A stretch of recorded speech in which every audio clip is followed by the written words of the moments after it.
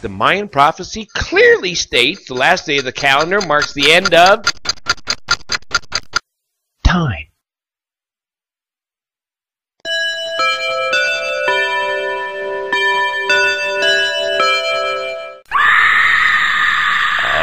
Don't worry, it's not like it's the end of the world or anything. It's only the end of time. They called it a time of no time. Whoa. Trippy. Now, until time ends, time will appear to do many things, speeding up. How many of you here have said or have heard people say, God, I just don't have time for it. I'm just so swamped anymore. Right? Anyone who remembers vinyl records knows that back then life was on 33 1/3. We lived life there. Somehow it got bumped up to 45, 78. Now it seems like we're at 115. And life goes by Monday, Tuesday, Wednesday, December already. Search your feelings. You know it to be true. I've posed this question of hundreds, if not 1,000 people. Name me a meal you ate day before yesterday.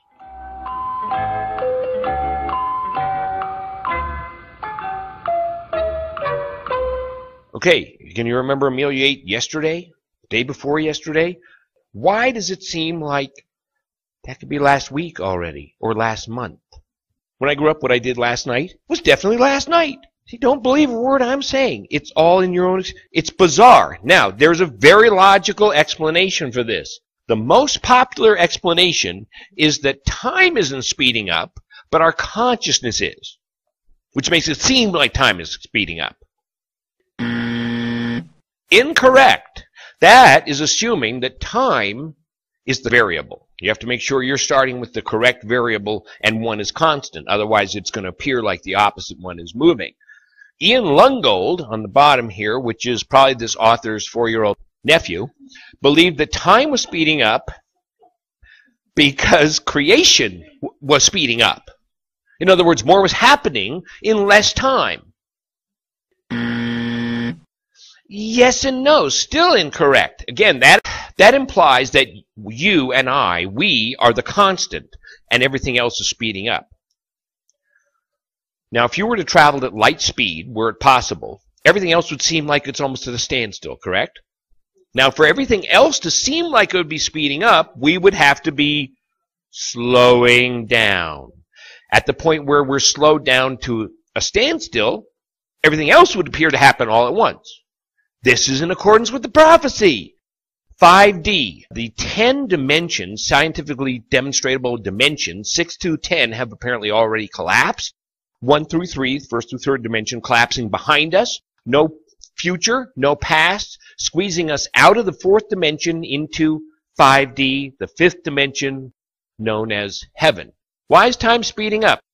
Scientists discovered many years ago that the Earth gives off a pulse, which you may know as the Schumann resonance. This pulse or frequency has been approximately 7.8 cycles for thousands of years. A constant global military was developed on this cycle, 7.8 cycles per second. Until 1980, it started climbing, this constant, for thousands of years.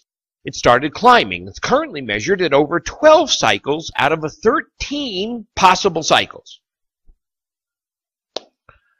So they go in the rainforest where there's no humans for hundreds of miles, and they stick a stethoscope up to the planet, and they feel the heartbeat of the Earth. 7.8 cycles till 1980, climbing exponentially. It's 50% greater now, which is why it seems like we have a 16-hour day.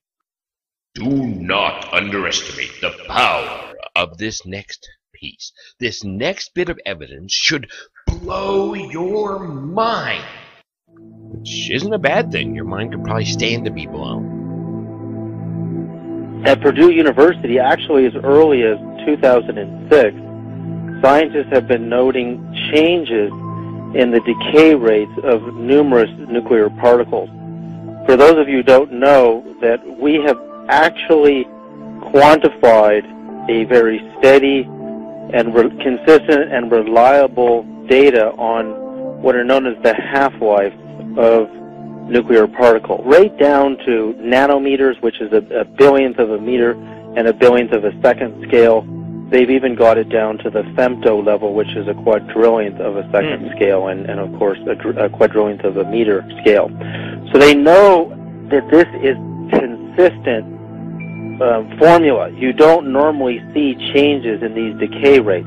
They're seeing changes as great as 0.1% in some of these radionuclide particles, which is unheard of. In fact, there's no way to explain this as far as they can see, and it shouldn't be happening because this is one of the only known constants next to the speed of light constants that scientists are aware of.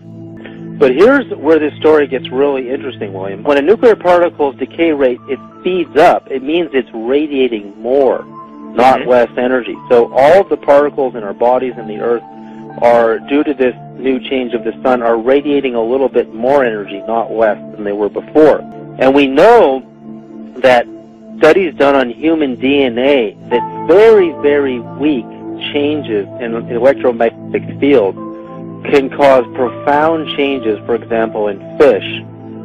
And they're beautiful, the changes on the fish in this particular experiment, where rainbow stripes suddenly appeared on all the new offspring. There's no doubt children, because their DNA is in a rapid growth phase, they are going to receive more of this change than we are. I'm excited about this because I want to know if it's intelligent consciousness that is doing this. And as the Purdue scientists are saying, there is a new particle possibly responsible for this being born out of the sun.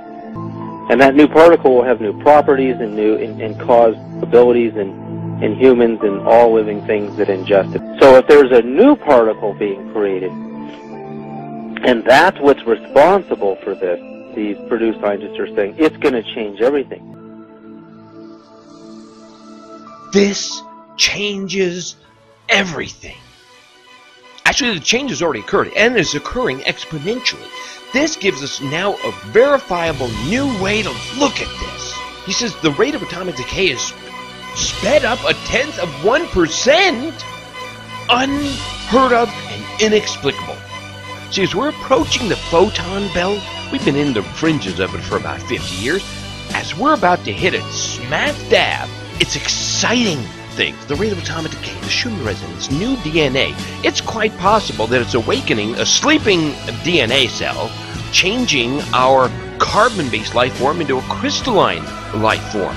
And it's exciting everything. It's supercharging. Remember, in this time, Kaneka, our sun, receives a spark from his older brother in the center of the galaxy. Solar radiation is exciting not just us here on Earth, but the atmospheres of Jupiter, Saturn, Mars. They're storms. They're excited. And what you're going to notice, what we will notice here, is our atmosphere excited.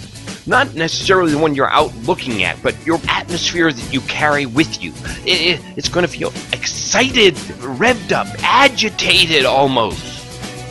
Were you able to go faster than the rate of atomic decay, it would appear to be going slower. But for the rate of atomic decay to appear to be speeding up, it could be us that are slowing down in relation to it. Again, this is squeezing us out of the past, out of the future, into this moment of now, apparently where our thoughts manifest instantaneously.